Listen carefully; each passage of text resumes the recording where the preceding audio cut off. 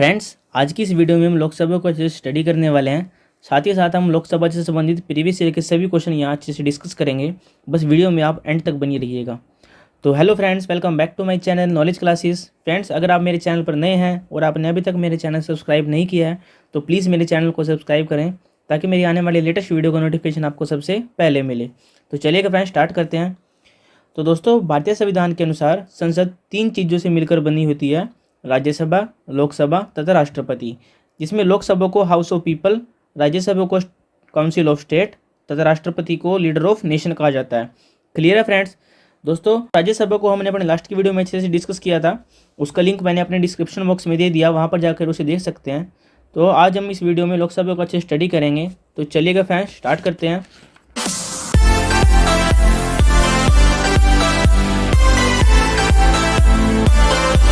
दोस्तों, लोकसभा संसद का प्रथम सदन, अस्थायी सदन तथा निम्न सदन कहलाती है, जिसका सभापतित्व करने के लिए एक अध्यक्ष चुना जाता है। कौन चुना जाता है फ्रेंड्स? एक अध्यक्ष चुना जाता है। वह अध्यक्ष लोकसभा के सदस्यों द्वारा ही चुना जाता है। क्लियर है?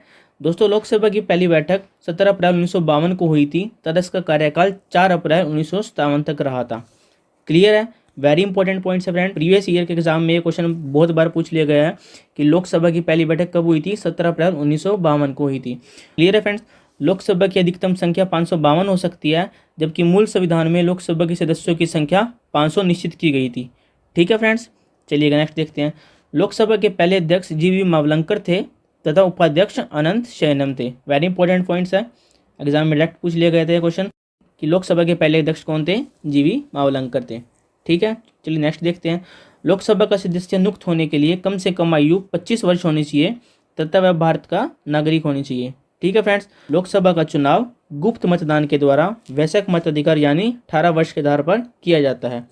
लोकसभा का अधिकतम कार्यकाल सामान्यतः 5 वर्ष का होता है तथा प्रधानमंत्री के परामर्श पर राष्ट्रपति के द्वारा लोकसभा को समय से पूर्व भी भंग किया जा सकता है। क्लियर है फ्रेंड्स? नेक्स्ट देखते हैं। धन विधेयक के संबंध में लोकसभा का निर्णय ही अंतिम निर्णय होता है। वेरी इंपॉर्टेंट पॉइंट्स है फ्रेंड्स, नोट कर लीजिएगा कि धन विधेयक के संबंध में लोकसभा का निर्णय ही अंतिम निर्णय होता है। ठीक है फ्रेंड्स, क्लियर है? तो इस प्रकार हमने लोकसभा को अच्छे से डिस्कस कर लिया है। आइए अब हम इसके ऑब्जेक्टिव टाइप देख लेते हैं, जिससे आपका टॉपिक अच्छे से क्लियर हो जाए। तो चलिए फ्रेंड्स, स्टार्ट करते हैं।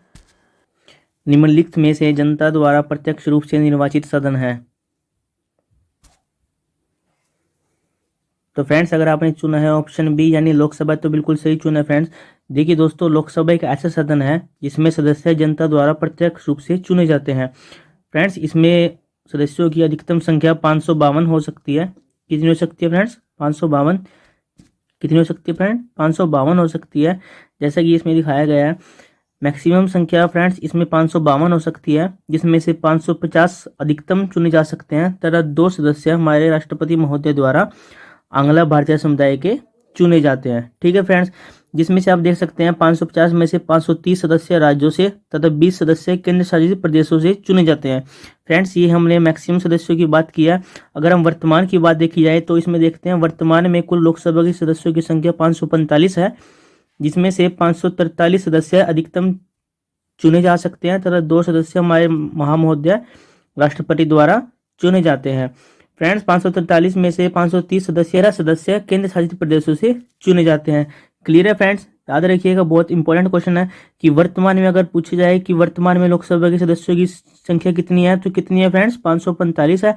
अगर अधिकतम संख्या पूछी जाए तो कितनी है फ्रेंड्स? 552 है। क्लियर है फ्रेंड्स?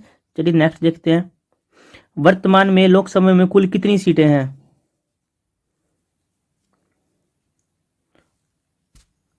तो फ्रेंड्स, अभी हमने पढ़ा कि वर्तमान में कुल कितनी सीटें हैं? 545 सीटें हैं। क्लियर है फ्रेंड्स? चलिए नेक्स्ट देखते हैं। लोकसभा का वर्णन किस अनुच्छेद में किया गया है? तो फ्रेंड्स, अगर आपने चुना ऑप्शन बी यानी अनुच्छेद 81, तो बिल्कुल सही चुना है फ्रेंड्स। देखिए दोस्तों, लोकसभा का वर्णन हमारे अनुच्छेद 81 में किया गया है। याद रखने की ट्रिक ये है फ्रेंड्स, जैसे कि हमने पढ़ा कि लोकसभा के सदस्यों को भारतीय जनता द्वारा चुना जाता है, वयस्क मतदान के आधार पर चुना जाता है। तो फ्रेंड्स, वयस्क मतदान 18 वर्ष की आयु को माना जाता है। अगर हम 18 को उल्टा कर दे तो ये क्या बन जाता है? 81 बन जाता है। तो इससे हम याद रख सकते हैं कि आर्टिकल 81 हमारा लोकसभा से संबंधित है। क्लियर है फ्रेंड्स? चलिए नेक्स्ट देखते हैं। लोकसभा के अध्यक्ष को कौन चुनता है? तो फ्रेंड्स अगर आपने चुना है ऑप्शन बी यानी लोकसभा के सदस्य तो बिल्कुल सही चुना है फ्रेंड्स। दोस्तों लोकसभा का अध्यक्ष लोकसभा के सदस्य द्वारा ही चुना जाता है। इंपॉर्टेंट है, याद रखिएगा कि लोकसभा का अध्यक्ष किसके द्वारा चुना जाता है फ्रेंड्स? लोकसभा के सदस्य द्वारा ही चुना जाता है, जिसमें निर्वाचन की तिथि हमारे महामहोदय राष्ट्रपति द्वारा निश्चित की जाती है। क्लियर है फ्रेंड्स? तथा निर्धारण की गई तिथि को महासचिव सदस्यों को दे देते हैं। क्लियर है फ्रेंड्स? याद रखिएगा कि लोकसभा के अध्यक्ष को कौन चुनता है? लोकसभा के सदस्य ही चुनते हैं। क्लियर है? चलिए नेक्स्ट देख लेते हैं। अस्थायी लोकसभा अध्यक्ष को कौन नियुक्त करता है?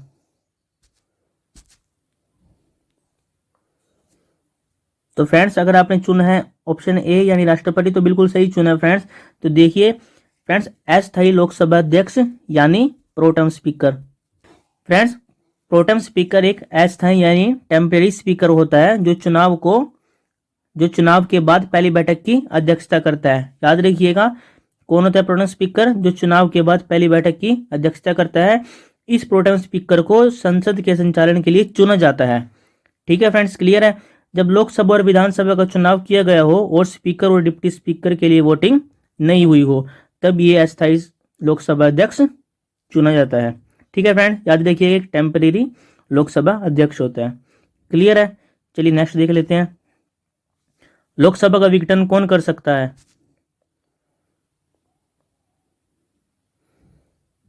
तो फ्रेंड्स अगर आपने चुना है ऑप्शन ए यानी राष्ट्रपति तो बिल्कुल सही चुना है फ्रेंड्स। लोकसभा का विघटन हमारे महामहोदय राष्ट्रपति कर सकते हैं। दोस्तों लोकसभा का विघटन राष्ट्रपति के द्वारा मंत्रिपरिषद की सलाह पर किया जाता है। क्लियर है? इसमें लोकसभा का जीवन समाप्त हो जाता है तथा इसके बाद आम चुनाव ही होते हैं। याद रखिएगा फ्रेंड्स, लोकसभा का विघटन कौन कर लेता है? राष्ट्रपति कर सकता है। वेरी इंपॉर्टेंट क्वेश्चन है फ्रेंड्स, प्रीवियस एग्जाम में काफी बार पूछा गया है क्वेश्चन। तो याद रखिएगा लोकसभा का विघटन कौन कर सकता है? राष्ट्रपति कर सकता है। चलिए फ्रेंड्स नेक्स्ट देख लेते हैं। लोकसभा का नेता कौन होता है?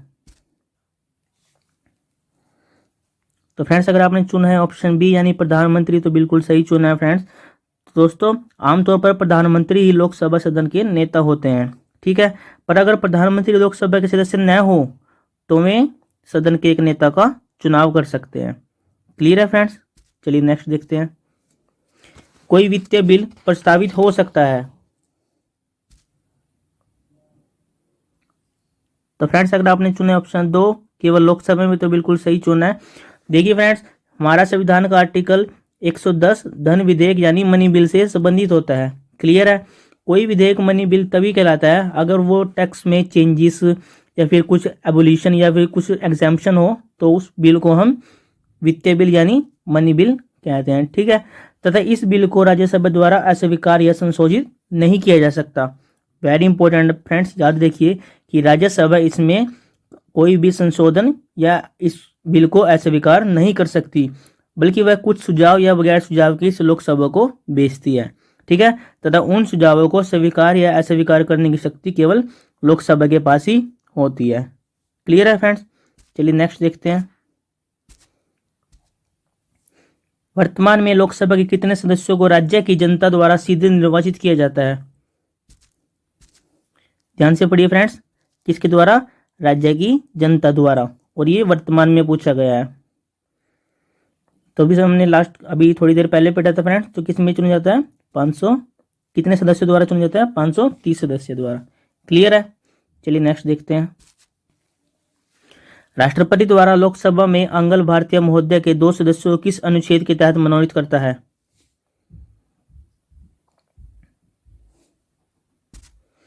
तो फ्रेंड्स अनुच्छेद 331 के तहत हमारे महामहोदय राष्ट्रपति लोकसभा में अंगल भारतीय समुदाय के 2 सदस्यों को नियुक्त करते हैं। ठीक है फ्रेंड्स? चलिए नेक्स्ट देख लेते हैं। वर्तमान लोकसभा में किस जनगणना के आधार पर प्रत्येक राज्य के लिए स्थानों को आवंटित किया गया है? तो दोस्तों 1971 की जनगणना के आधार पर प्रत्येक राज्य के लिए स्थानों को आवंटित किया गया है। क्लियर है फ्रेंड्स? चलिए नेक्स्ट देख लेते हैं।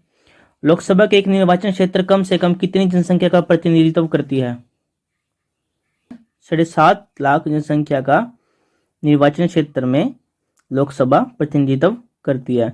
फ्रेंड्स अगर पूछ लिया जाए कि देश का सबसे बड़ा निर्वाचन क्षेत्र कौन सा है तो फ्रेंड्स आंध्र प्रदेश का मालकागिरी, कौन सा?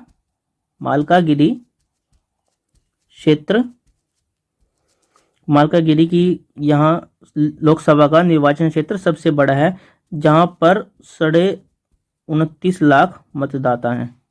ठीक है फ्रेंड्स, याद रखिएगा, आंध्र प्रदेश का मालकागिरी में लोकसभा के सबसे ज़्यादा मतदाता हैं। क्लियर है? चलिए हम नेक्स्ट देख लेते हैं। अनुसूचित जाति व अनुसूचित जनजाति के प्रतिनिधियों के लिए लोकसभा में कितने सुरक्षित निर्वाचन क्षेत्रों की व्यवस्था की गई है?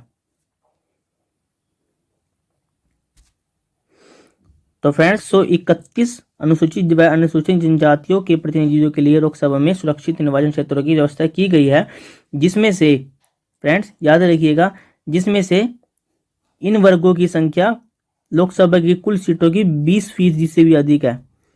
कितने फ्रेंड्स? 20% से भी अधिक है, जिसमें 545 सीटों में से 84 सीटें एससी के लिए तथा 47 सीटें एसटी के लिए रिजर्व की गई है। क्लियर है फ्रेंड्स? याद रखिएगा कि कुल कितनी सीटें एससी और एसटी के लिए मिली गई है? 131 सीटें। क्लियर है फ्रेंड्स? चलिए नेक्स्ट देख लेते हैं। क्षेत्रफल की दृष्टि से केंद्र शासित प्रदेश में देश का सबसे छोटा निर्वाचन क्षेत्र कौन सा है? तो कौन सा है फ्रेंड? लक्षद्वीप निर्वाचन क्षेत्र में सबसे छोटा केंद्र शासित प्रदेश है, जहां मात्र लगभग 47,972 मतदाता हैं। क्लियर है? चलिए नेक्स्ट देखते हैं। लोकसभा का चुनाव लड़ने के लिए व्यक्ति की न्यूनतम आयु कितनी होनी चाहिए? तो कितनी होनी चाहिए फ्रेंड्स? 25 वर्ष होनी चाहिए। तो दोस्तों देखिएगा, सदस्यों के रूप लोकसभा सदस्यों के रूप में चुने जाने के लिए एक व्यक्ति को भारत का नागरिक होना चाहिए तथा उसकी आयु कम से कम कितनी होनी चाहिए? 25 वर्ष होनी चाहिए। अगर वही हम लोकसभा की राज्यसभा की बात करें फ्रेंड्स, तो आयु कितनी मांगते हैं? 30 वर्ष होनी चाहिए, मतलब थोड़ा और मिच्योर होना चाहिए। क्लियर है फ्रेंड्स? चलिए नेक्स्ट देखते हैं। 42वें संशोधन के तहत 1976 में लोकसभा का कार्यकाल बढ़ाकर कितने वर्ष कर दिया गया था? तो दोस्तों इंदिरा गांधी के समय में लोकसभा का कार्यकाल बढ़ाकर 5 वर्ष से 6 वर्ष का कर दिया गया था। क्लियर है? चलिए नेक्स्ट देखते हैं। 44वें संशोधन के तहत 1978 में लोकसभा के कार्यकाल को घटाकर कितना किया गया था? तो फ्रेंड्स मोरारजी देसाई के काल में लोकसभा के कार्यकाल को दोबारा 6 वर्ष से घटाकर 5 वर्ष कर दिया गया था। क्लियर है? चलिए नेक्स्ट देखते हैं। लोकसभा अध्यक्ष त्यागपत्र किसे देते हैं?